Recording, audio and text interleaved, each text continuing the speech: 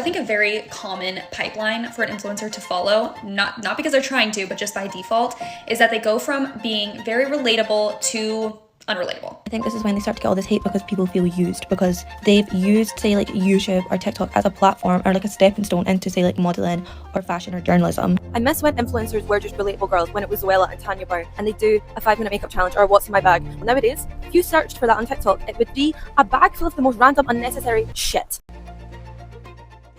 We're just like you, but with a little more money. In 2017, I stumbled upon Emma Chamberlain. At a time when YouTube was drowning in overproduced, picture-perfect content, she was a breath of fresh air. Her jump-out editing, self-deprecating humor, and unfiltered personality made it feel like she was just another friend on FaceTime. From thrift hauls to candid conversations about mental health, she didn't just make videos, she built a connection. She was just like me. But then, the inevitable happened. As her audience grew into the millions, brands took notice. The girl who once raved about Plitz coffee launched her own coffee empire, because obviously coffee is her brand. The teenager vlogging from her childhood bedroom now showcased her LA dream home in Architect Digest. The thrift shopping, effortlessly cool girl became a Louis Vuitton ambassador. Emma Chamberlain wasn't just growing, she was evolving into something bigger. And with that, the authenticity that made her famous became harder to maintain.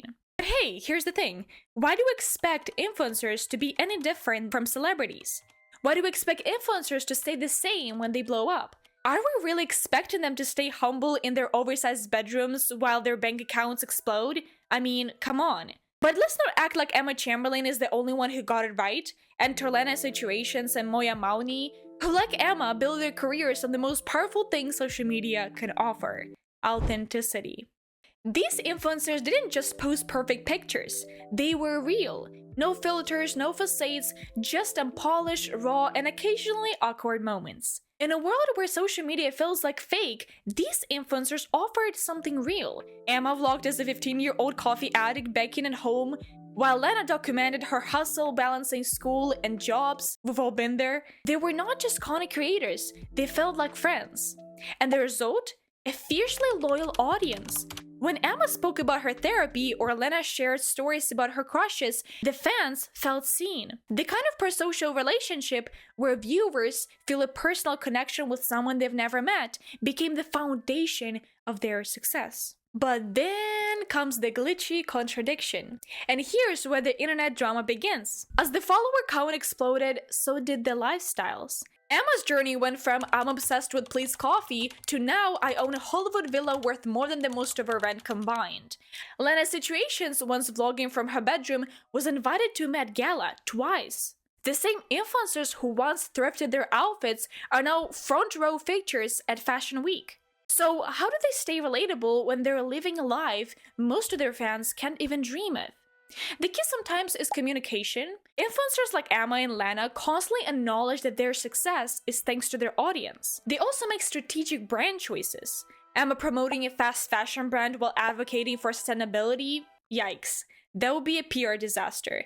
Instead, they carefully curate partnerships that align with their image, reinforcing the connection with their audience. But luxury brands have caught on pretty fast. They understand the power of social proof. The idea that people follow the behaviors of those they admire.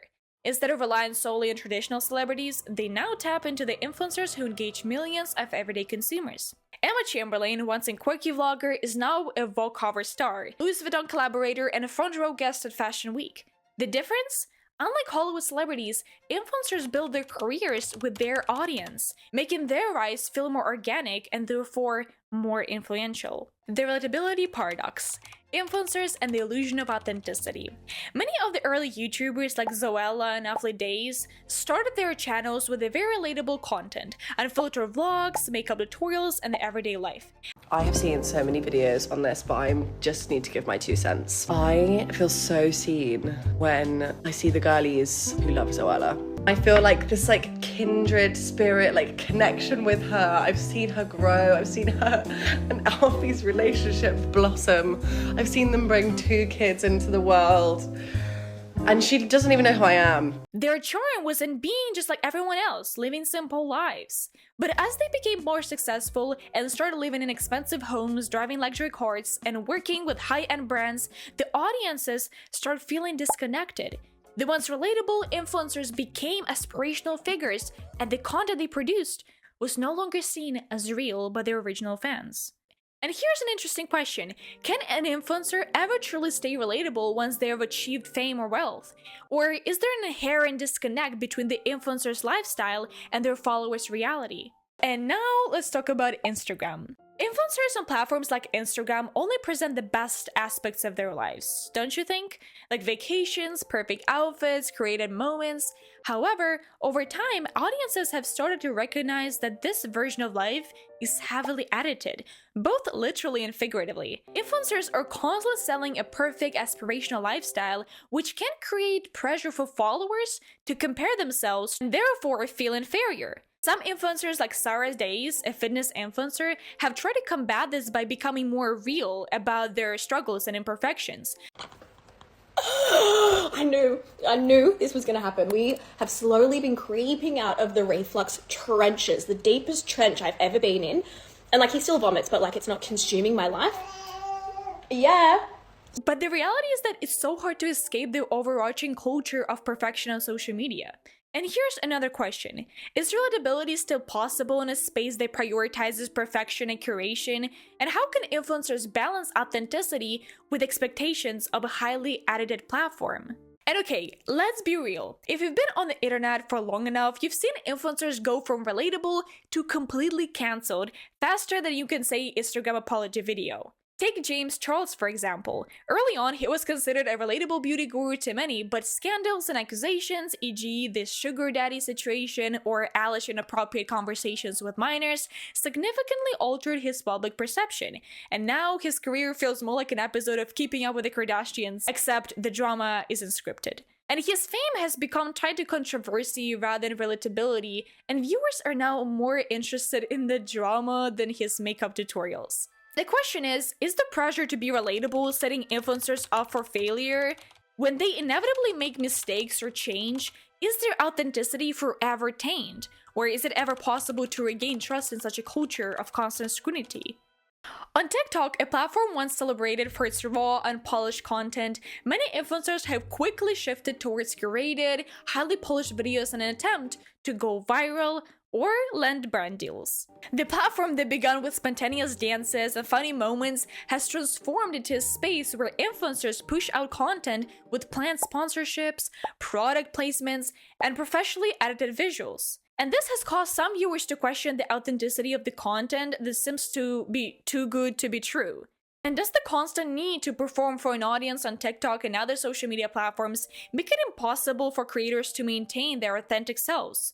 And really, are influencers increasingly forced to choose between staying authentic and being successful? Okay, here's something no one saw coming. De-influencers. They are the people who explicitly advise their followers against purchasing overhyped products. And it's a fascinating trend. Basically, they're telling us, hey, don't buy that expensive thing just because it's cool. Your self-worth is not tied to that overpriced coffee machine.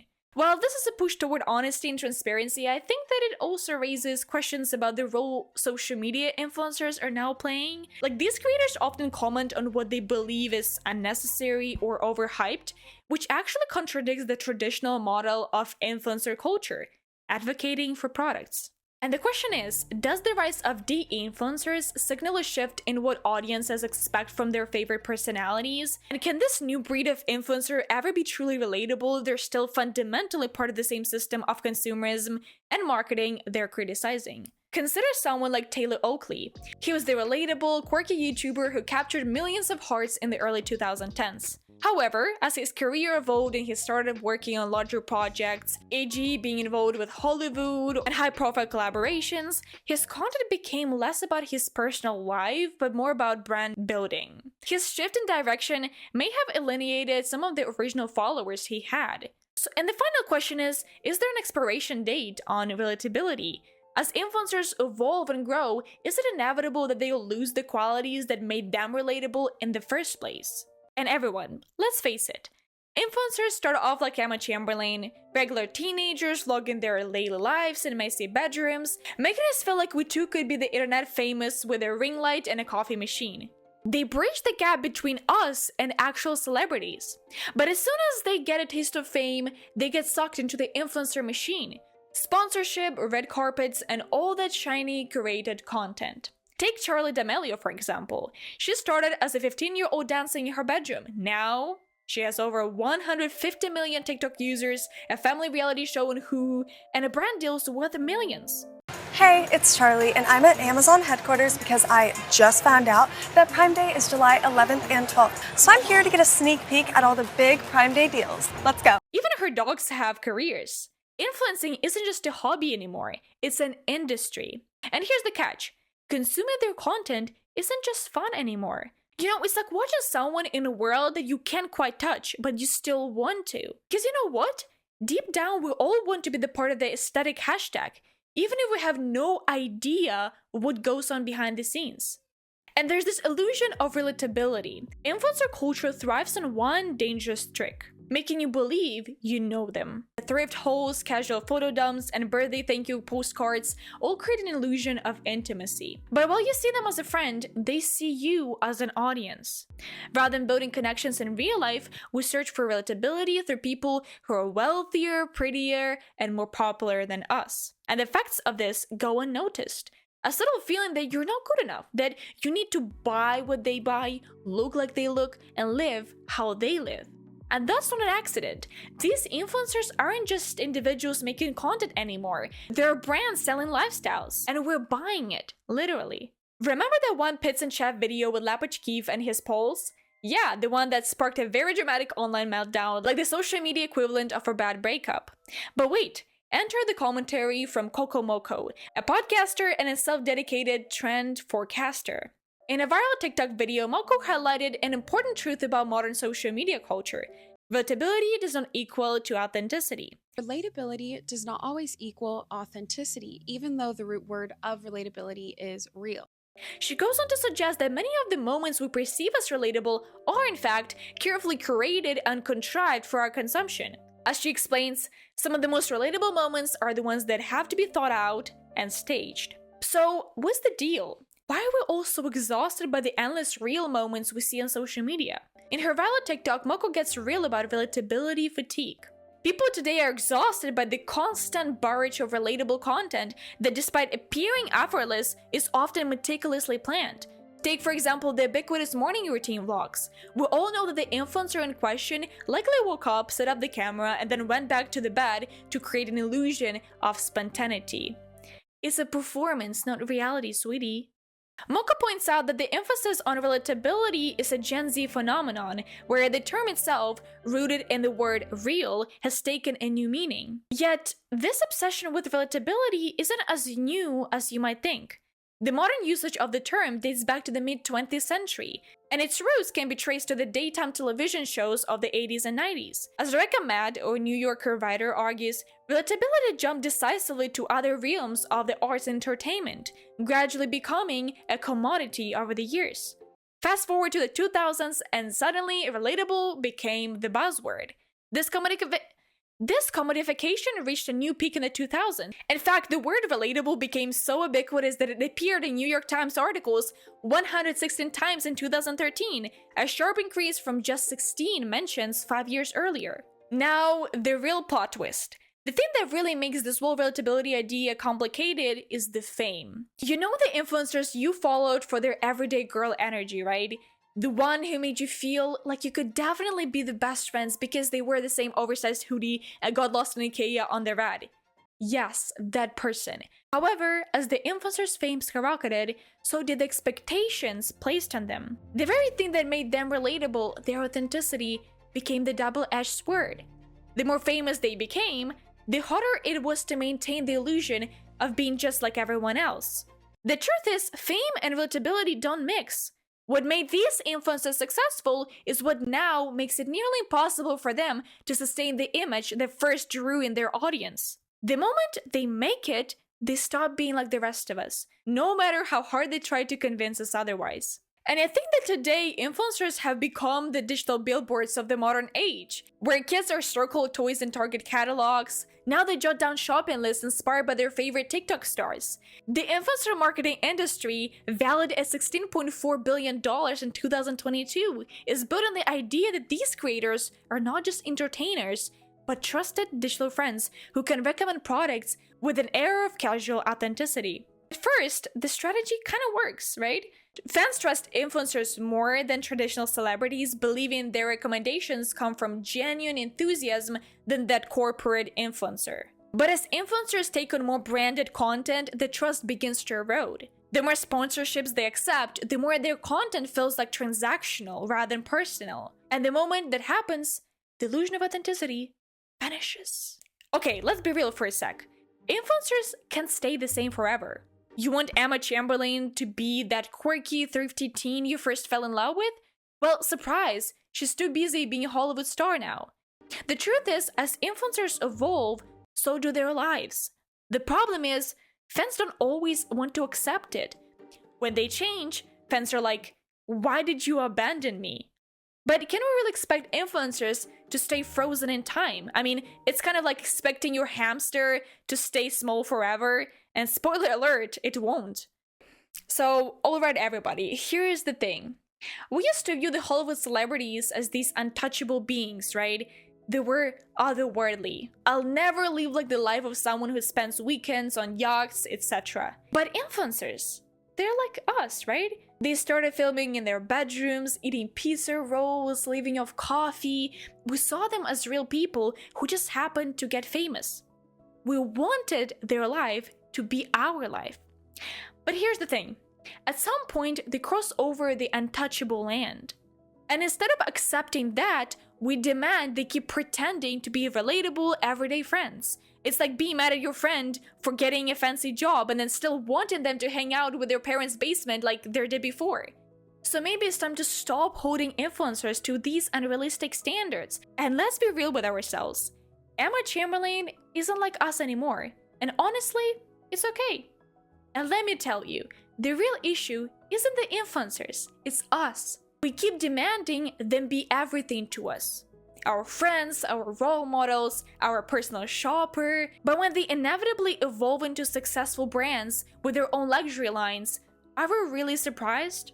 At this point, it's not about staying relatable anymore. It's about navigating the paradox of fame, how to maintain your authentic self while being a walking billboard. Because let's face it, relatability becomes a commodity, and fame makes it impossible to keep the magic real. At the end of the day, influencers are entertainers, not our real-life friends.